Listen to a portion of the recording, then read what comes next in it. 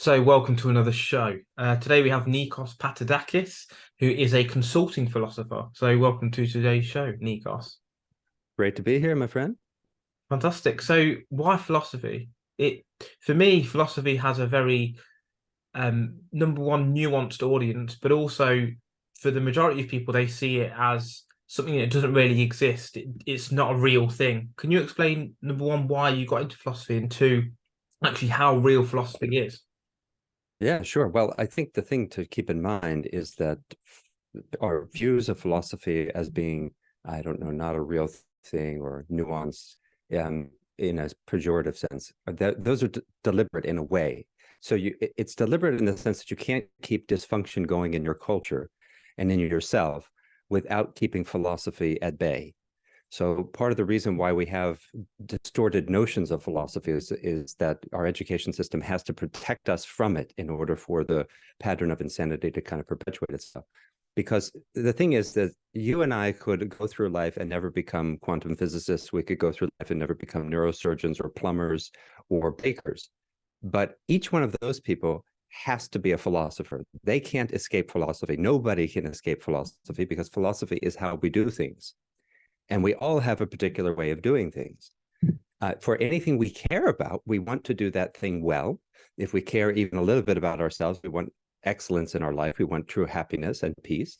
And the wisdom traditions are what teach us how to achieve that. We don't get it from our science. We don't get it from any particular discipline. So a physicist has a philosophy of science that guides their inquiry. And a plumber has a philosophy of how to do the job. They also have a philosophy of friendship, a philosophy of parenting. They have political ideas. Those are philosophical ideas. So when we argue politics, we are in the midst of philosophical debate.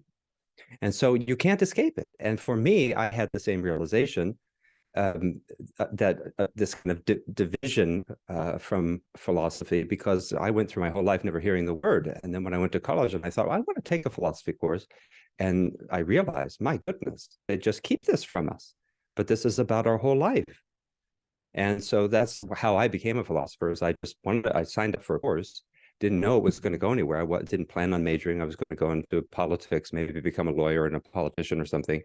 And then I discovered philosophy and realized, well, this is it. This is what I'm here to do. Yeah, I don't know who mentioned the quote. I think it might have been Diogenes that says the most underappreciated and underpaid people are philosophers and dogs.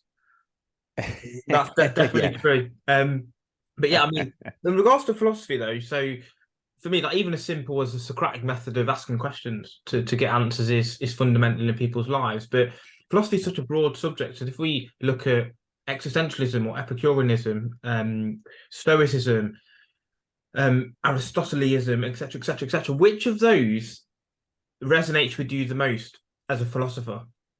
Mm. Yeah, it's a broad subject because we can't step out of it. Again, that gets back to the earlier point. You can't step out of it. And so it's everything. It's everything in your life. And it's whatever you do, you're gonna be involved in it, but generally without being informed by these great spiritual geniuses. So it would be as if you were trying to run around reinventing music from ground zero. You don't want to hear anything about notes or scales, or you don't want to play a piano because it was invented by a dead white guy. Forget that. I'll invent my own instruments. You can't really function that way because you're always going to be taking anyway. You may as well find out where you're taking. So much of psychology and self-help and so on is derived from philosophy. Ultimately, that's where it comes from, and we're being moved by philosophical ideas. Now, in terms of my own influences, I think it's important for people to recognize that you can find some tradition of love wisdom or philosophy that can inform your life. And it's important to find something that you really feel drawn to. And hopefully it's a venerable tradition with living teachers, because that's really the only way you're going to get far. But we can't study spiritual geniuses usually without guidance, because they wrote things that are above our heads by default. Otherwise, we'd already know it. And so wisdom is not something that we just, oh, I read a book and I'm wise. We need a holistic practice. But in terms of my influences, that's not all my influences had that. That's why I have multiple influences, because I'm Greek and I'm strongly connected to my Greek lineage, very much so. Plato, Heraclitus, Socrates, Epicurus, these are really important influences in my life, but they don't have much to say about how you make it real. They were dedicated to making it real, making wisdom, love, and beauty a reality, making excellence a reality. But there's not a whole lot of guidance. So the tradition, I think, that is most comprehensive as far as offering us a holistic way to practice is really the Buddhist philosophical traditions. Now, that's not to say they're superior. It's to say that many traditions, we don't have a record of how to make the wisdom real in our life. Whereas with the Buddhist traditions, they've elaborated so many practices across both time and culture, which is also important. Because, for instance, there are many indigenous traditions that are absolutely remarkable for the level of wisdom and the kind of beings that they can produce, but those are usually culturally exclusive unless you really get special permission or you have a special connection. Whereas many other philosophical traditions we're familiar with are shared more openly. So you don't have to be Tibetan to study Tibetan Buddhism, and there's no fear of cultural appropriation. You can learn those practices. You can approach teachers who may be Caucasian at this point because they studied with Tibetan masters. So I do find that to be a strong influence, as well as Taoism. I study and read about indigenous traditions, but only to really appreciate the common ground, to feel a sense of kinship. I would never claim to teach them or fully understand them. Formally, I'm really drawing from the Greek tradition, the Indo-Tibetan tradition, the Sino-Japanese tradition, Taoism, Buddhism, those kinds of philosophies. Yeah, because I listen to a lot of Alan Watts, and he talks a lot about Taoism and, or Taoism. Again, those words are synonymous in some respects. Wu Wei, Zen Buddhism. There's a lot of parables as well that really sort of resonate with me. Are you familiar with Alan Watts? And if so, what Oh, what do you think of well, great. works? He's great. Yeah, I mean, he says things that are not, he's not a scholar of those traditions, and it's always difficult when you're operating outside of that because scholarship keeps moving forward. But he's really great at getting some super interesting philosophical ideas, and yes, he's inspired by these traditions, and he often does know a good bit about them, but then he often says things that are not quite accurate. But that doesn't matter. I think if you are drawn to those traditions, you go and study them. So Alan Watts is not sufficient either for us to have the kind of life that we are our potential, right? There's some kind of amazing potential in each of us. You really have to go and study those traditions in depth. Alan is a great inspiration. And my work in some ways is about that too, just really looking at the common ground and then inviting people to find maybe within their own tradition. Like if you grew up Christian, you might have rejected it or you might have grown disconnected, but there are really beautiful things about Christian philosophy and a Christian way of life or a Jewish way of life or a Hindu way of life.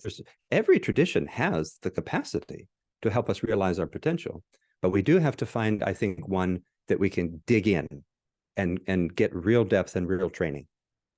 So why then, you mentioned practical sort of philosophy as opposed to just, as you said, these historic philosophies that maybe don't give us any practical advice in some respects. So why Taoism or Buddhism, Zen Buddhism, whatever it is, as opposed to something like Stoicism, which for me is very practical in its fundamental way of thinking, and obviously trying to control emotions and work on logic. Why is it that you prefer the Eastern philosophy in some respects as opposed to the Western philosophy? Well, let me be absolutely clear. I love the Stoics. Epictetus definitely reads like a Zen master in a lot of ways, but Stoicism is anemic compared to the Buddhist traditions. They do not have the kinds of practices, the comprehensive and holistic philosophy that the Indo-Tibetan traditions developed. They just don't have it. They do have, one of the reasons why it feels so good and it feels so effective is, as I mentioned, the forms of psychotherapy that we have that are the most predominant and well-regarded, they all have roots in the wisdom traditions. And what happened with Stoicism is Aaron Beck and Albert Ellis, where Aaron Beck was a Freudian trained psychoanalyst, and he felt that he just wasn't getting enough healing for his patients. And he remembered taking a course in Stoicism, and he thought, why don't I apply this? Albert Ellis also applied, and this is how we got CBT. Now, there was a recent meta-analysis done on 55,000 studies on the effectiveness of psychotherapy, trying to answer this question. How can we explain it? We have all these different varieties of psychotherapy, and people get better in all the different ones. You know, you can go to a psychodynamic therapist and get better. You can go to a CBT therapist and get better.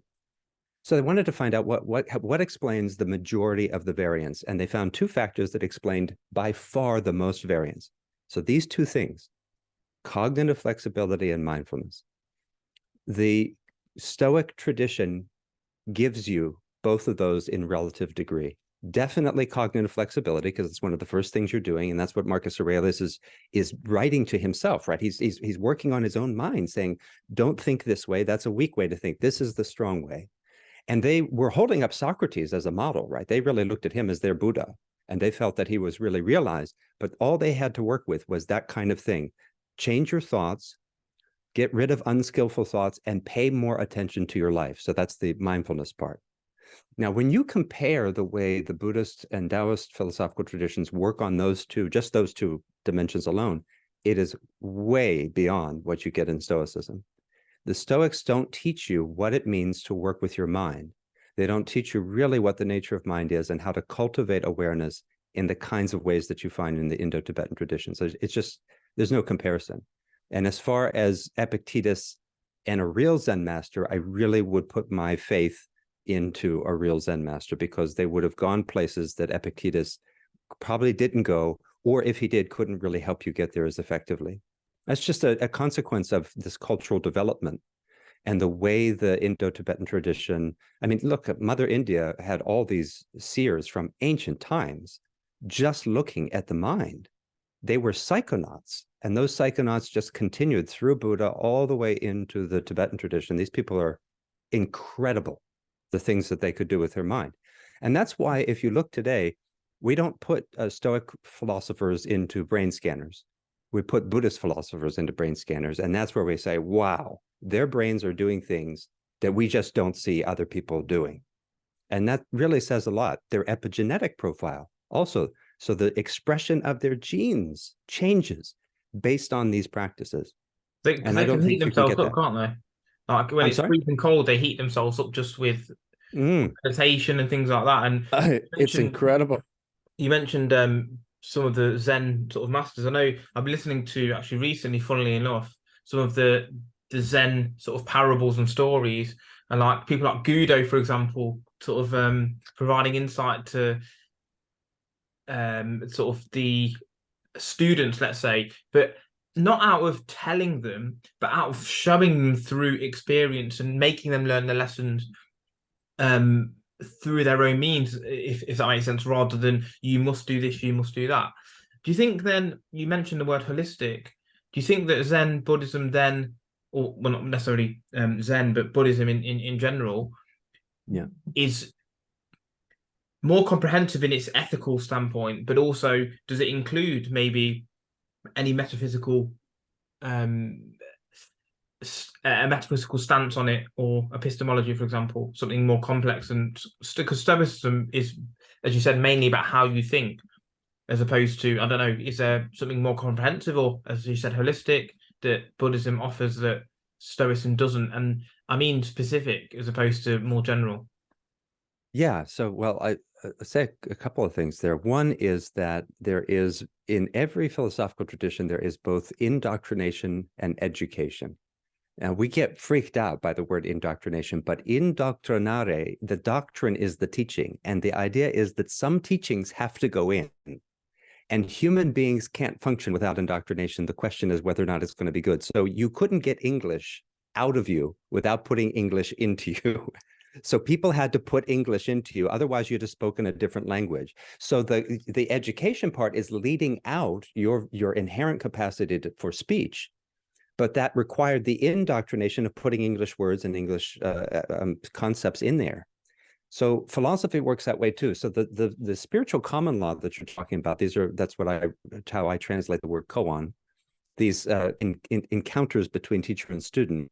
It's just similar to how we have common law in our political life, where no one passes the law, but judicial wisdom is so profound that we recognize it as, wow, that's how we should live.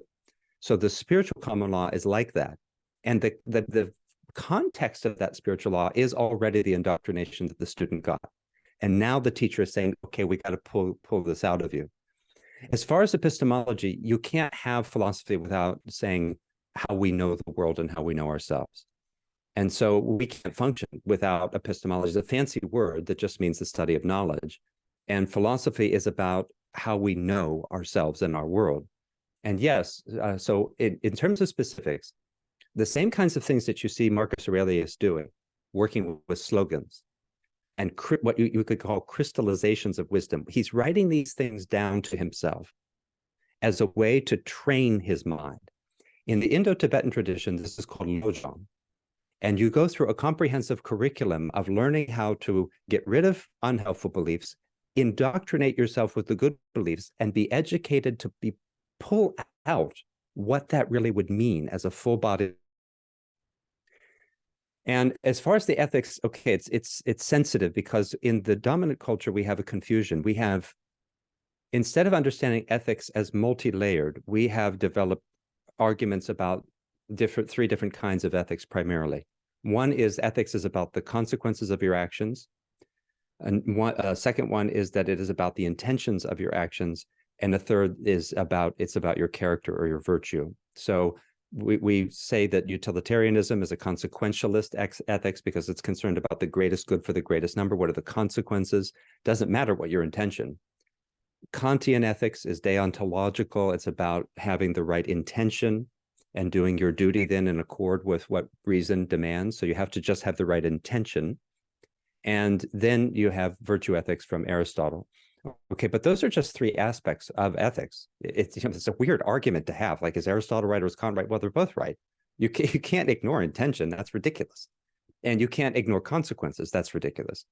And Buddhist ethics does have, I think, that more robust view, because they are trying to cultivate virtue, cultivate right intention. They agree with Kant. Kant and Buddha agree really strongly that intention is karma in the Buddhist tradition. So Kant and Buddha would see eye to eye completely, really. So would Socrates agree with them. And then they also have a view about the consequences of our actions. So ethically, yes, it's very holistic, I think. But other traditions could access that. That's not like exclusive. There are probably many indigenous cultures who would see it that way too. So koan wise, then, what's your have you got a favorite or not? One that Well, the you think koans, like a value that, or a lesson that you think is really important for people to know, or something that's just described in a way that hits a bit different. yeah, koan are, again, the word is koan in Japanese, and kongon in Chinese, and it literally means a public case. That's why I translate it as spiritual common law. And the thing about them is that you can't it's unlike ordinary common law where you just study it and then you know the precedent and you say, okay, so-and-so ruled as follows, and this is the common law. With spiritual common law, you have to sit with it maybe for years, one question. So one of the famous collections of spiritual common law is called the Mumonkan in Japanese, and that's by women. It's the no-gate gate, literally, the gateless gate. That's a really beautiful thing to think about, first of all. Where is the gate to reality? So if I'm here and I'm on the side of ignorance, how do I get to wisdom? And the very name of this collection of spiritual common law is to say, well, there is a gateless gate you have to walk through. You can't go someplace and find the gate to reality, it's right here. And Woman, he says that it took him 6 years to resolve the first case, which is, does the dog have Buddha nature? And the famous answer is no. But we also have to remember that same teacher, when asked by another student in another context, said yes. And for those who are wondering, what's that have to do with it? In Buddhist philosophy, there's this idea that every being has Buddha nature. If you were a Christian, it would be kind of like if you went to the Pope, and then this Pope was considered a very spiritual, connected to God Pope, and you said, Your Holiness, do human beings really have a soul? And the Pope said, no. And that would like freak you out, right? And so the idea of Joshu saying that the dogs don't have Buddha nature is kind of, wait, Why did the student ask? Well, we must imagine they were already deeply engaged in their practice. And so in order to sit with that koan, that's the case of spiritual common law, a person might need 6 years of just sitting there thinking, no, no. And really, that's what you focus on, that word, mu in Japanese, no, no, no, no, no. And you arrive at a breakthrough. And so there isn't, the thing about the koan then, there's two things I think that are important. One is you can't just read it. It is a practice. And so therefore you need those trainings, that comprehensive training on how to use your mind to get your mind to the place where it can see the answer. The second thing is that the koan, the spiritual common law, is a whole curriculum. That's that comprehensive thing. You might go through 500 of those cases over the course of 10, 15, 20 years. And what those cases do is they take you from the first breakthrough, which is easy, actually, in a way, which is to see that things are not really two. Oh, things are not two. We are in the world, and you and I see each other just automatically as you're over there, I'm over here. And people are hearing my voice like I'm speaking and they're listening. But my voice is appearing in their mind, actually. So there isn't a real duality. And intellectually, we can say, oh, yes, that's right. I get it. But not the spiritual insight. We have to see it. When we see that, oh, my God, things are not two. But we can get stuck there because that is not full understanding. The whole rest of the koan curriculum is to get you out of that place of a first glimpse at wisdom to a full-bodied, compassionate, and wisdom-oriented wholeness, where wisdom, love, and beauty are completely one thing.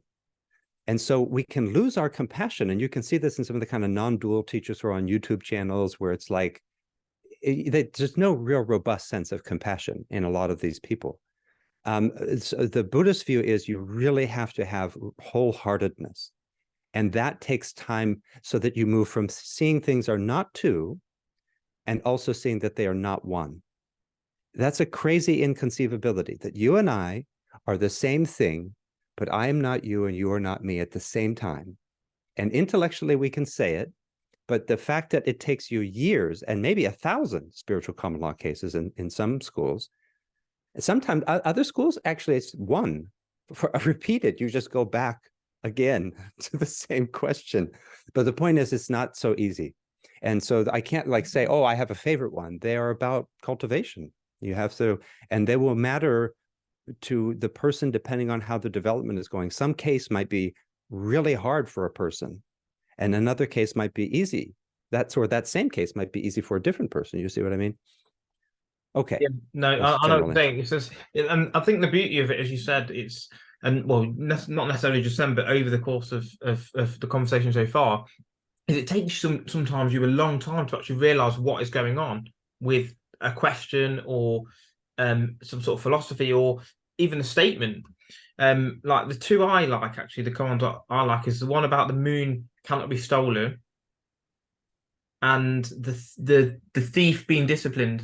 That I think them two really do resonate with me, especially the moon being stolen one. On the basis that it just shows that there's so much more than just materialism. Mm. And I think that's something that the world needs to understand, especially in the current climate with the Instagram culture and keeping up with the Joneses, the better car, the better job, etc., etc. Yeah. And actually going down that path can lead to a demise in goodness, as you said, within you, because you are doing things that not necessarily are good for human nature, but good to try and push yourself forward. That, along with hedonism, for example, is what has maybe got us to where we are. That things like OnlyFans and these sorts of things, is that really beneficial for society at large? And you probably say not. You mentioned utilitarianism as well. Those things definitely aren't best for everyone. Yeah, it's tricky. I like what you're saying there too. We're going back to this primal thing of when you say that you discover that the world is not just materialism, you discover that by just sitting and looking at your own nature. That's what Socrates was doing. He was looking at the nature of reality. That's what any teacher in the wisdom traditions, it doesn't matter, indigenous, so-called civilized, they were all asking us to look at the nature of reality, and you see for yourself that you are not merely a material thing. In the Greek tradition, one of the things that I so love is how explicit they put it in the mysteries, which is die now, and when you die, you won't die. That is, die to the confusion that you're only material, because it doesn't matter what we say, because we can say, oh, I believe in an eternal soul or whatever, but if you don't verify it. I love that Buddha called his philosophy a come and see thing. It's a beautiful, actually, he goes beyond the dominant culture tradition, because dominant culture philosophy feels that reason was the big move. We said, okay, you can't believe something because an authority told you. You can't believe it just because some holy book or some text says it. You have to think for yourself. You have to use reason. But then Buddha said, no, that's not enough. Why? Because the person you're arguing with might be smarter than you, or maybe you just don't see that there's a hole in their argument.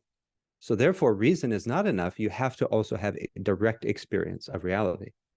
And so his criterion for knowledge is in some ways higher. But actually, I believe Socrates would agree with that criterion. I think that the Socratic criterion is not reason only. I just think we misunderstand Socrates. But anyway, to your larger point. Isn't that what Kant essentially did, though? To sort of bring in rationalism and empiricism together to, as you said, have the experience, but also be able to think rationally as well? Or would you say that's slightly different? Kant, the problem with Kant is that he too doesn't, he leaves us cut off from reality. He tells us we can't know reality itself. And Buddha just disagrees with him on that point. So they agree on the ethical point, and they agree that reason and ethics are really unified, but they disagree about being able to experience reality directly. So Kant says, no, you're forever cut off. And Buddha says, no, that's bad reasoning, because that would mean that there is something that we don't actually have a relationship with. There is some absolute that we can never know. And that doesn't make sense from the Buddhist epistemological standpoint, because if everything is relative, then there's no absolute. And so I can directly know the relativity of reality. It's a subtle point, but yeah, Kant would be considered like, okay, you didn't quite get far enough from the Buddhist standpoint. So from the Buddhist standpoint, then, in terms of going to that next level, do they believe in a God or universe that we can get into connection with, or not? The gods are not there are gods in Buddhist philosophy, but they are inferior to enlightened beings. So if this is, of course, would be heresy in Christian tradition, but the idea, well, mystical Christianity, remember that if you read the Gospel of Thomas, it's Jesus says, if you drink from my mouth, that is, if you really drink my words, you will become as I am. So that's like saying I can be like Jesus, which is like in some ways a little bit edgy, but mystical Christians believe that. But anyway, the view, though, is that the thing that are called gods in the Indian tradition, those beings are lesser than Buddha, who's just a human who's enlightened.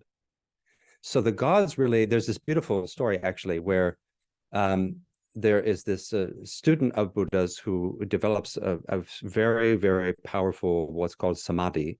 And I usually translate samadhi as the well-put-togetherness of mind. But it is like a kind of really clear, stable state of awareness and attention, very laser-like focused. And he's this is such a powerful state that he enters into another dimension of reality, and he appears in a heaven. And there are all these gods there, and he says, oh, and he wants to basically ask them where the universe came from and where does it go when everything disappears. And the gods say, nobody here knows that, but there's another heaven. You could try asking them. So he goes through 13 heavens, and he finally gets to Brahma. And well, Brahma's not there, and the other gods are waiting for him. And he says, I heard there's a god here who can tell me where everything came from. And they say, oh yeah, Brahma, wait, he'll come, don't worry. And so all these lights start flashing, and Brahma appears, and the guy says, hey, Brahma, I'm curious about where everything really came from and where it goes. And Brahma says, do you know who I am? I am Brahma, the supreme, the great. And he goes all through this whole thing. And the guy says, yeah, I didn't ask you who you are. I asked you this question. And again, Brahma says, don't you know who I am, pipsqueak? And so then Brahma throws him out. But then when the guy leaves, Brahma goes and grabs him, and he says, look, I couldn't say anything in front of the other people because they really think I'm the tops. But the fact is, I don't know. However, your teacher Buddha does know. So go down and continue studying with him, and he'll tell you the thing that I actually don't know. So in the Buddhist view, what's nice about it is that sometimes if we're, say, Christian or we're monotheistic or we're religious in a certain way, we'll wonder, why did God let such bad things happen to me? If he's all powerful and all good, why would he let evil be in the world? The view here is that God he didn't make it. And whatever problems there are, they're up to us to fix. And we can fix them. We can see into them. So a Jewish mystical view would agree with that in some ways too. So would a Christian one. Anyway, okay, that's that. I hope that answers your question. Yeah, So it does. there are gods, but the gods are not, they're not superior to Buddhas. So, the thing is, like, that sounds very much like it's a polytheistic religion to some extent. So for me, like, I've had my own sort of thoughts on what I think the spiritual situation is, let's say, and I would say that it's a panentheism. So God is within the universe, but also separate to it. That would be my thought. And Okay. I would also use the argument of, like, teleological argument, that you can see from structures that there must be some inherent design. Now, coming back to your point about I don't know and Buddha knows, or how can God be bad if all these things happen? It's very much a case of what level of thinking you're at, because at the end of the day, a vegan might say to me, you shouldn't eat meat because it's seen as bad.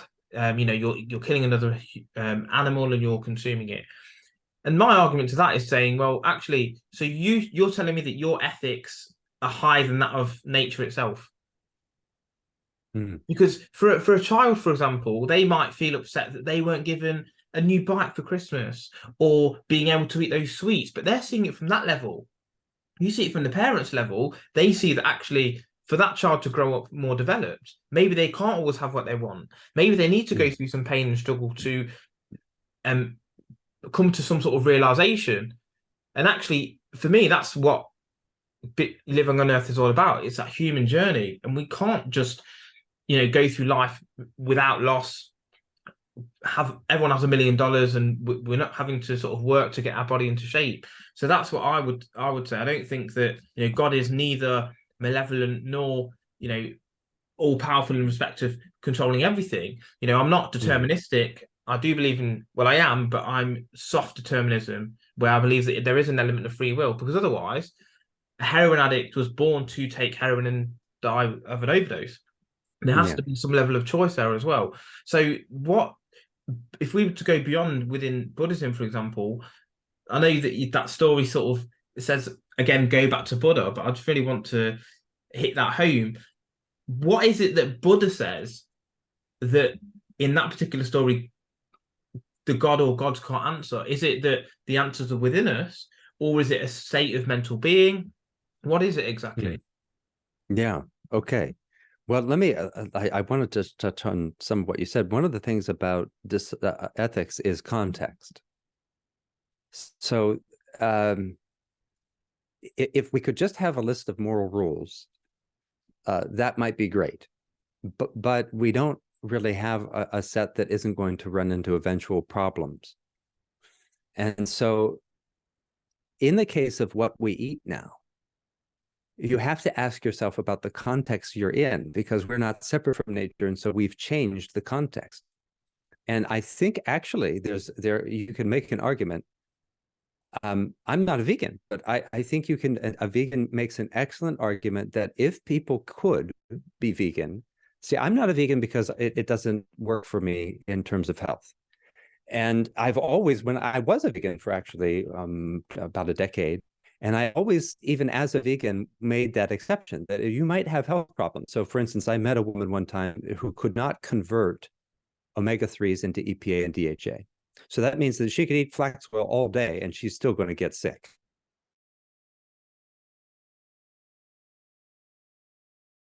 So she had to eat fish or have health problems. And I did a water fast for, I was going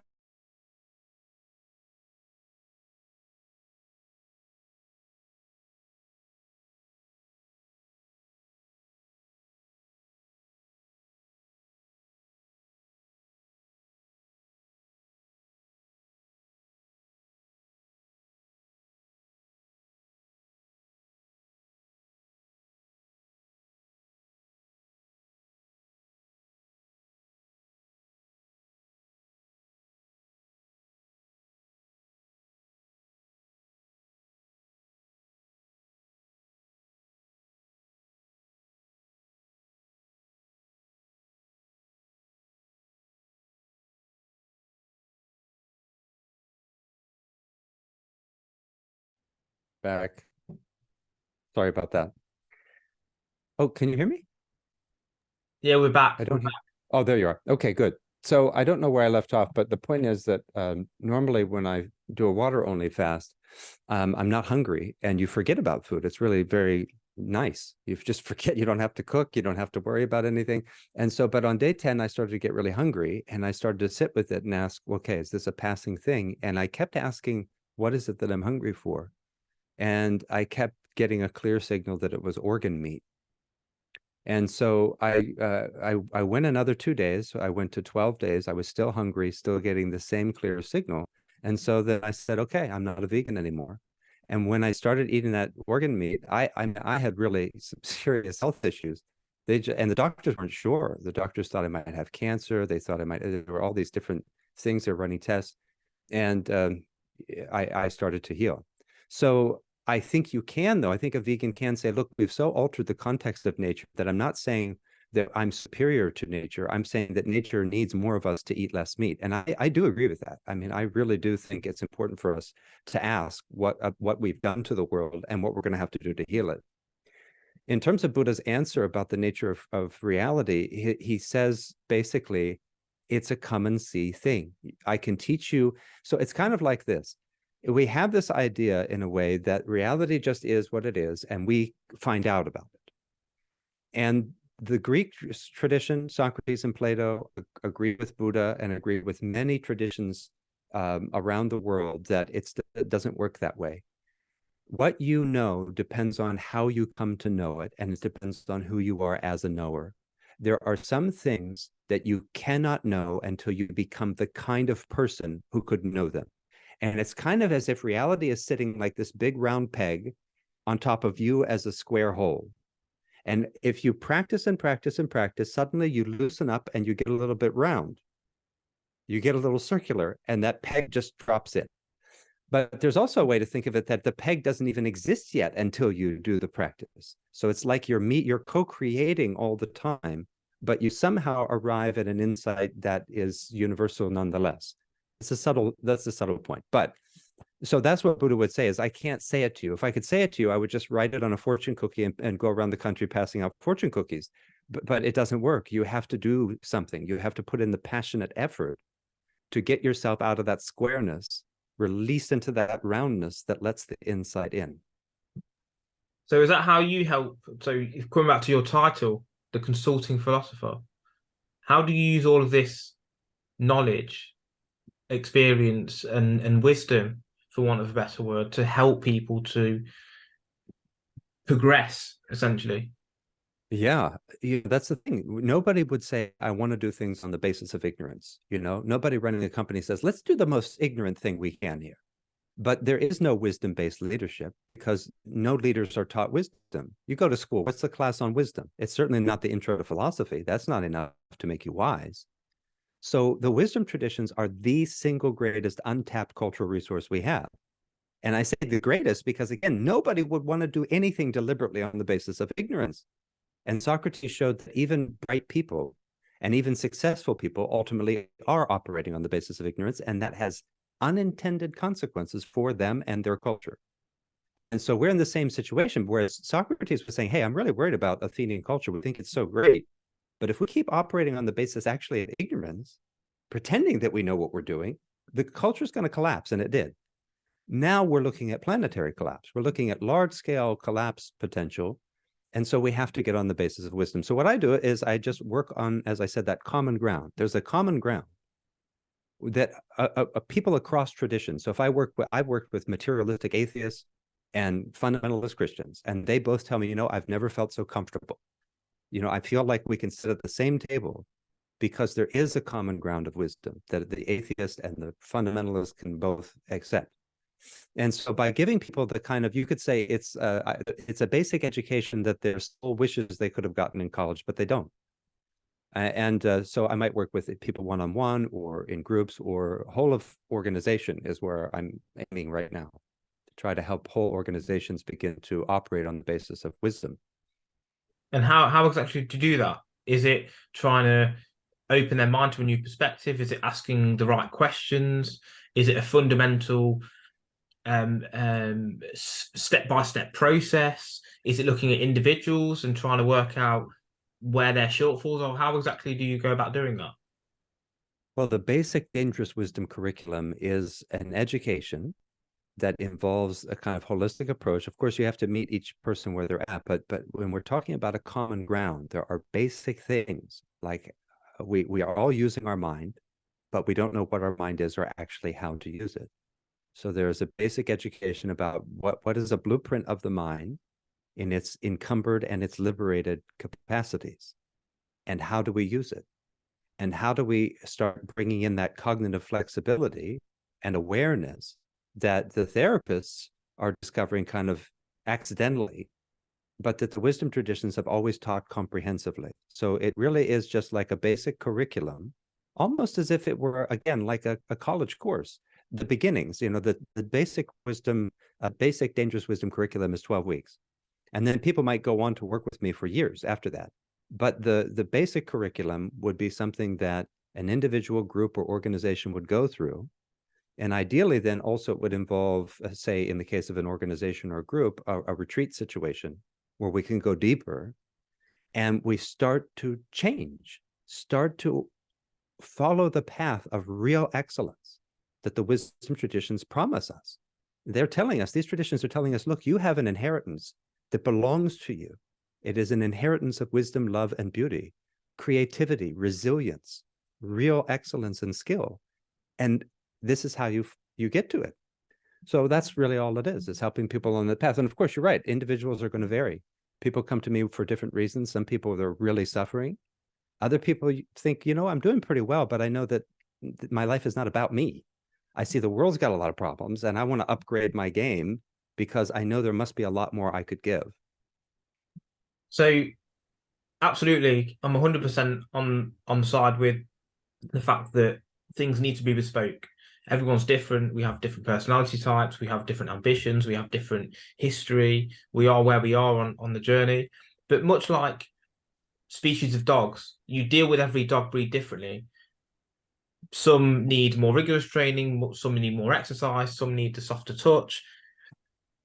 But there is something that fundamentally you do with all dogs. So my question would then be, if there was one piece of advice from your experience, what would it be for everyone who listens? Something that we can all take on board and apply to our lives, regardless of where we are, that's going to help us to have a clearer mind or enjoy a better quality of life.